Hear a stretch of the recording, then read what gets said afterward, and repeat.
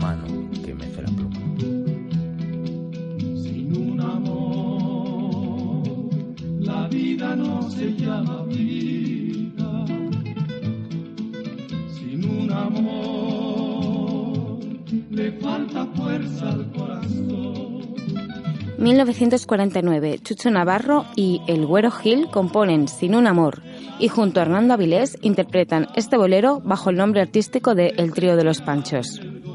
Sacrificada sin razón, sin un amor no hay salvación.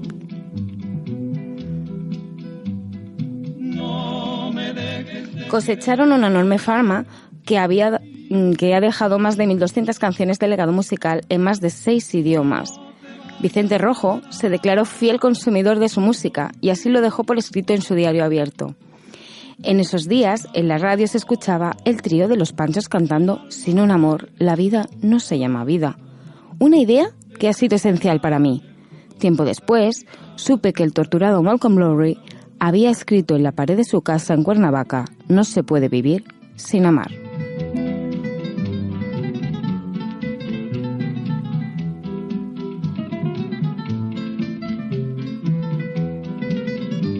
Vicente Rojo nació en 1932 en Barcelona.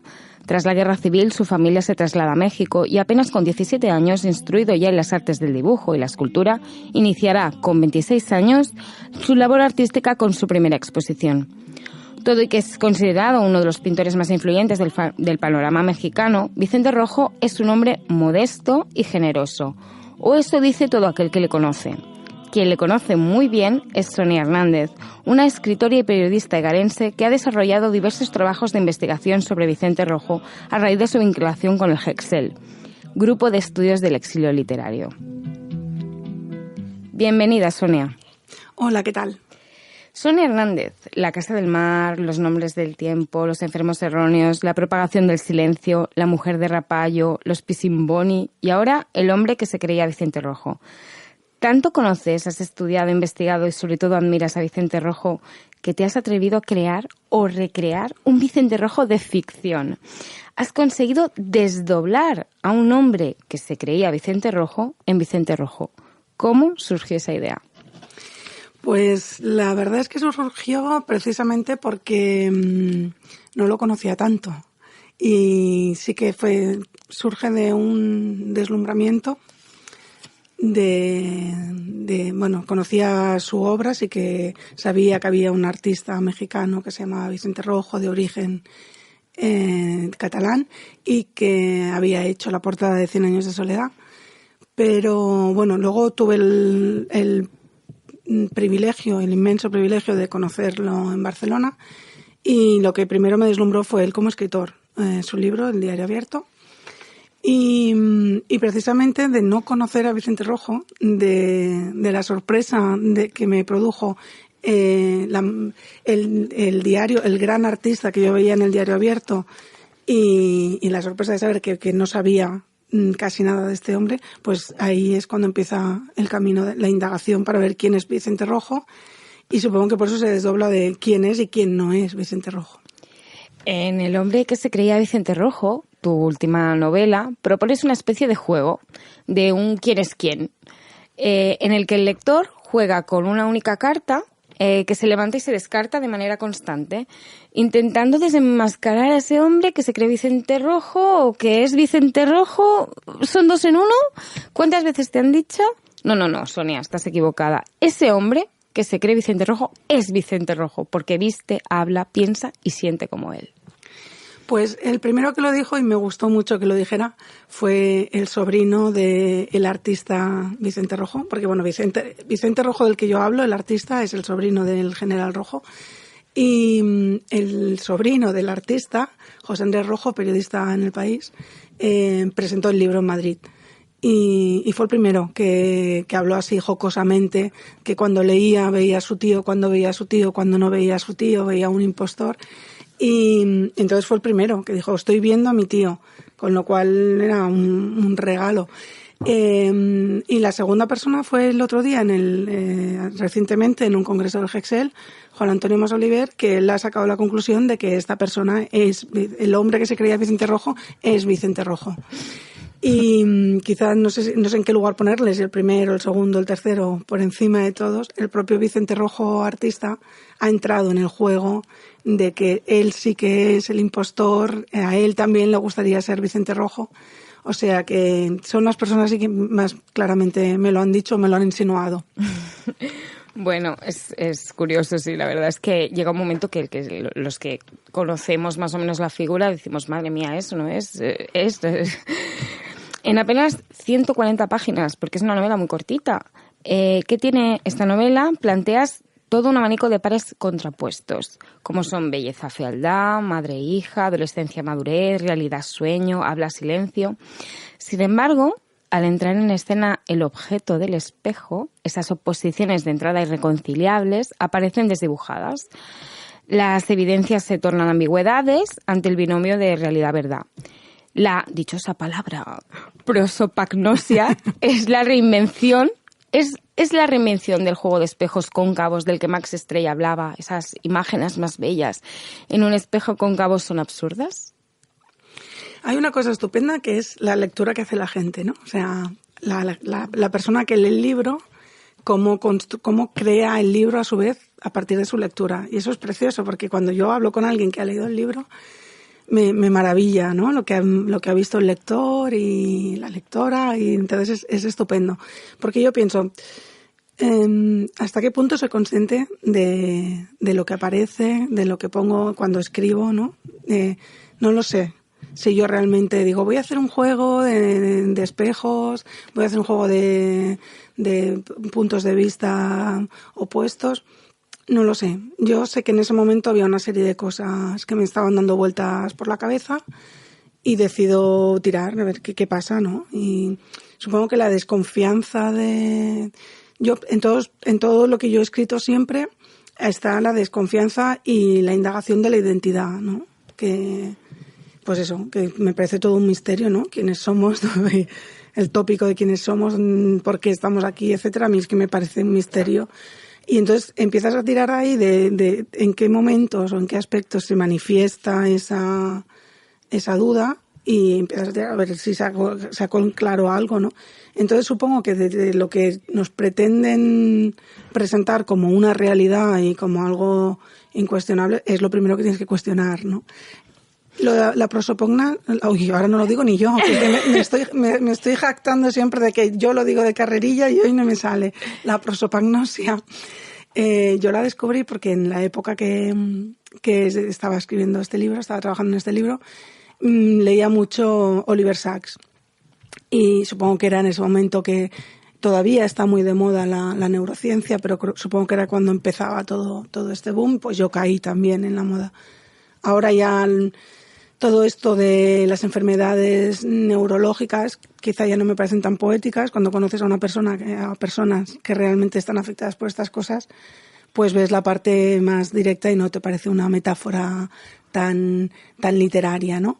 Pero en ese momento sí que estaba leyendo mucho a Oliver Sacks y bueno, Oliver Sacks es un gran divulgador y escribe de sus casos médicos y parecen relatos. Y uno de los relatos que me gustó mucho pues era sobre la prosopagnosia, que es una enfermedad que, bueno, eso, que no se distinguen no se identifican las caras. Y sí que veo, pues claro, el no identificar las caras quizá es verte en el espejo, no reconocerte, no reconocer al otro, que casi es peor, ¿no? Porque, bueno, puedes saber, no saber quién eres tú, pero si tampoco reconoces al otro, ya la cosa es muy complicada. En ese reconocimiento del que hablas, es otra de las cartas con el que el lector pretende descubrir sobre la narradora. Esos puentes trazados entre la complicidad de las coincidencias biográficas en la voz que narra y la mano que escribe. La narradora, consigue poner un espejo delante de la escritora. ¿Se revela a modo de los personajes de Unamuno? Caramba, qué pregunta.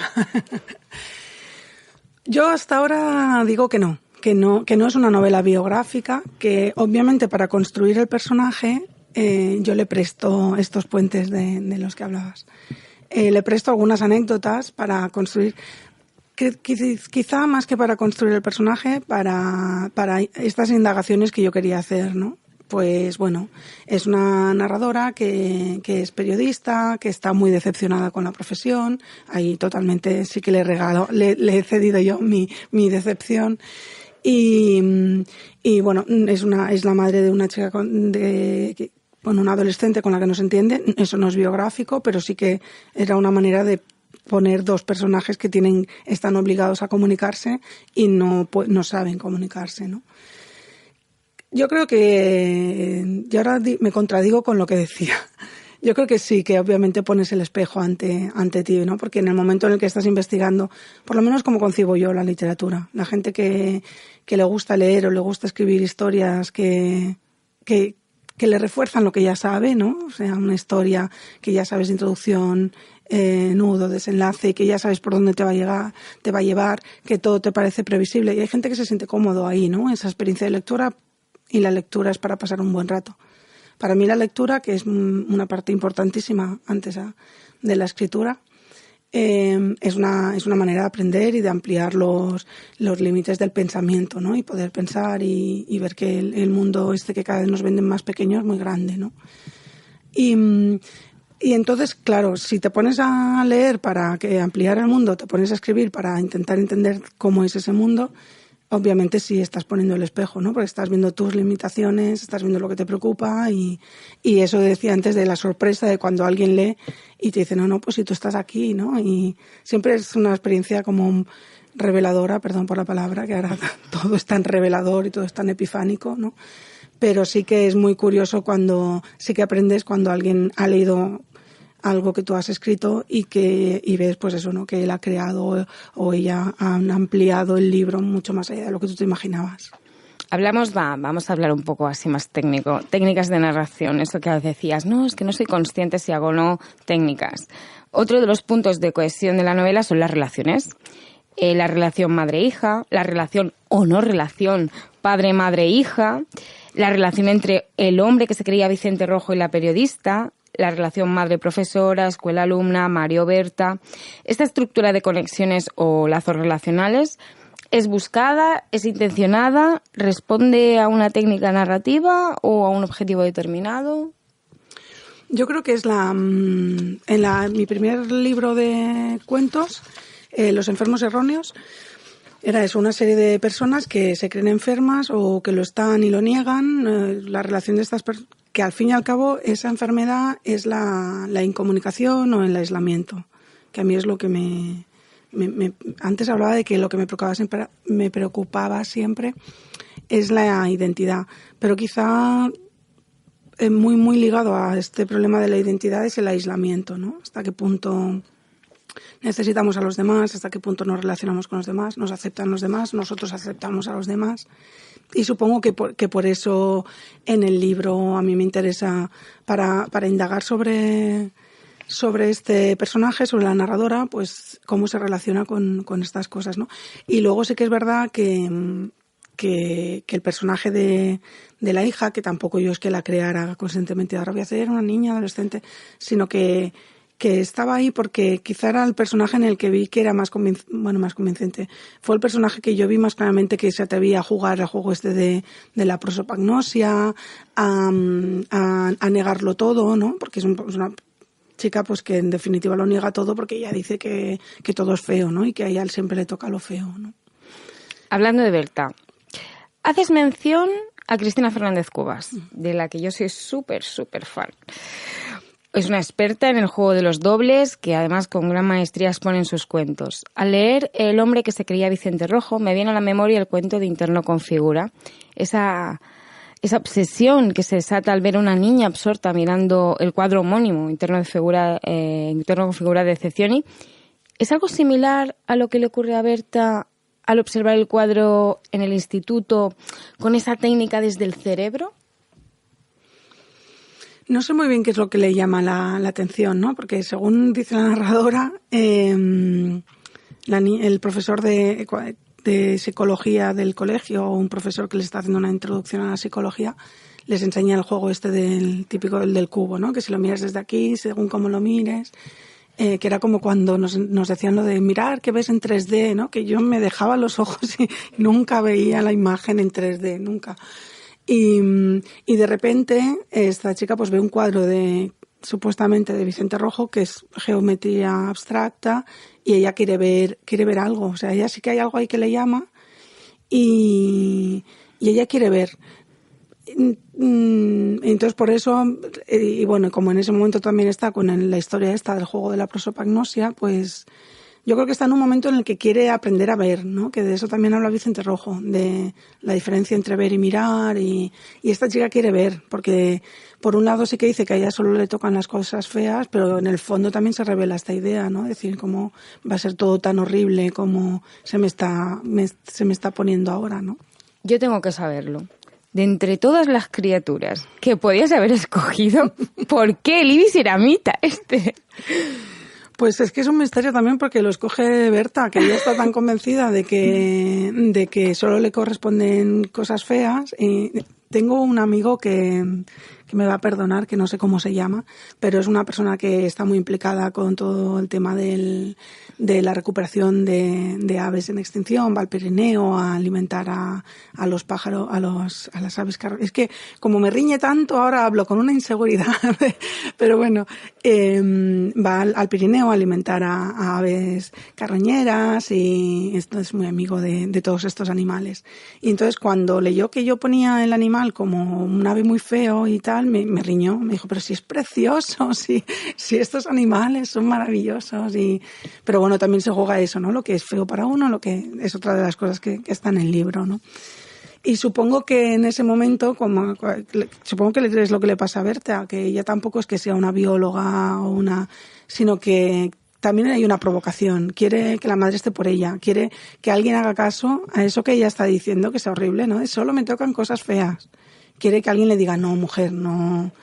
Y supongo que por eso en el momento, quizá un Google, ¿no? De mascota muy fea, pues a lo mejor en algún momento apareció eso.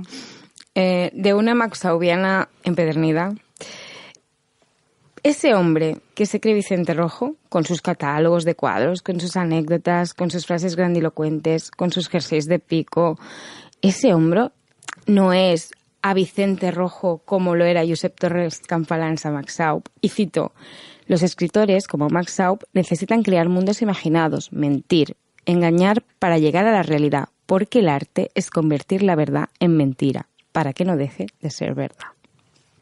Es una frase de Josep Torres Campalans, ¿no? Y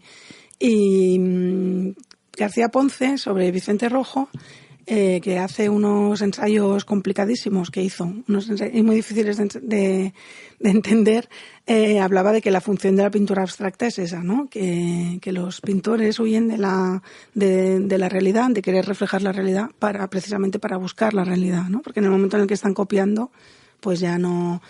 Y sí, creo que es una idea clave aquí, ¿no? De huir de la realidad para buscar la verdad, y lo que sabemos, ¿no? Que muchos creadores, muchos narradores y pintores crean algo que no existe, pero que es mucho más verosímil o te conecta con verdades mucho más que si vieras pues las imágenes de las noticias contra las que parece que nos estamos ahí vacunando, ¿no? Entonces yo creo que realmente sí, que la función del arte es descubrir como mínimo lo que no vemos a simple vista, ¿no? Eso es lo que decía antes, de ampliar los límites del pensamiento, de ver a dónde podemos llegar, ¿no? Que es mucho más allá de lo inmediato, y sí, y claro, creo que Josep Torres Campalans, pues en esa frase pues lo dice magníficamente, y Max Schaub, eso me podrás tú confirmar, pero creo que es la clave, da la clave, ¿no? Al crear a Josep Torres Campalans, que no es el único creador que imagina a otro creador, ¿no? Pero está Pessoa con todos sus heterónimos, etcétera. Pero exacto, ¿no? Es una manera que de algo que no existe salen verdades, ¿no? De estas conexiones que hablabas, ¿no? Que te parece que te conectan, que realmente más que ver las noticias o según qué cosas. Yo de tu novela me he adueñado de una frase que me parece maravillosa. Trabajar por la cultura es trabajar por la vida. Yo, la verdad es que invito encarecidamente a los oyentes que aún no han leído El hombre que se creía Vicente Rojo a que lo compren y lo lean, sobre todo porque se van a sorprender y sobre todo porque no hace falta saber de técnicas narrativas, no hace falta saber de exilio, no hace falta siquiera saber quién es Vicente Rojo. Esto lo puede coger una novela, un lector de cualquier edad y cualquier ideología que va a encontrar una novela muy interesante. Yo creo que para convencerlos le vamos a dar la oportunidad de una lectura de unas líneas, si nos permites, las que tú escojas. Muchas gracias por todo lo que has dicho. Estas palabras tan bonitas sobre la novela. Hablando sobre lo que decíamos de lo que es la parte más biográfica de la novela. Para mí la novela está dividida en dos partes y la primera es prosopagnosia, yo creo que porque hace referencia a cuando miramos una cara y no la reconocemos, cuando vemos la realidad, porque esta protagonista, esta narradora, no sabe muy bien qué es lo que está viendo.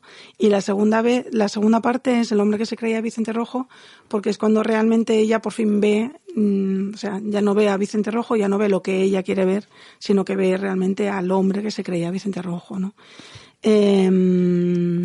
Bueno, y entonces pues para hablar de cuando empieza este reencuentro de la narradora con la realidad, pues voy a leer un trocito del inicio de esta segunda parte, que yo le tengo cariño especial a esta parte. Poco después de acabar la carrera, empecé a trabajar en una editorial que elaboraba enciclopedias. No estaba segura de que aquello se correspondiese con mi vocación, ni que tampoco fuese lo que siempre había soñado hacer. Pero si soy sincera, sí que me sentía afortunada por haber sido seleccionada para trabajar haciendo enciclopedias. A veces, cuando le hablo a mi hija de aquella experiencia, cae víctima de severos ataques de risa. Ella no puede entender la importancia de una enciclopedia, porque casi desde que nació ha podido teclear Google en una pantalla de ordenador cuando ha tenido alguna duda. Yo, en cambio, crecí en una casa donde una de las paredes del salón comedor estaba cubierta por una estantería repleta de enciclopedias, tan específicas que realmente dudo si alguno de mis hermanos llegó nunca a consultarlas. Mi preferida era una que se ocupaba de los grandes acontecimientos de la Segunda Guerra Mundial, y en cada volumen incluía un anexo con facsímiles de las portadas de los diarios europeos y españoles que daban noticia de aquellos trascendentales sucesos. Lo que más me gustaba era observar las portadas, especialmente las europeas, en idiomas de los que nada entendía, pero aún así sabía que hablaban de guerra. Precioso.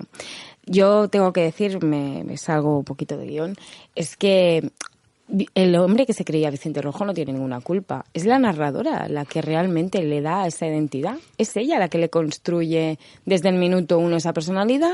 Y es cierto que él ya iba, digamos, preparado, estaba predispuesto, pero ella es la que realmente le otorga esa personalidad. No voy a hacer más spoilers porque sé que es un poco difícil. Nos despedimos ya. Agradezco mucho a Sonia el haber venido a compartir su libro con nosotros y a vosotros os espero en el próximo programa, La mano que mece la pluma. Os dejo con la voz de Consuelo Velázquez cantando este bolero, Doña Consuelito, como la llamaba Vicente Rojo. La mano que mece la pluma. Muchos, muchos besos.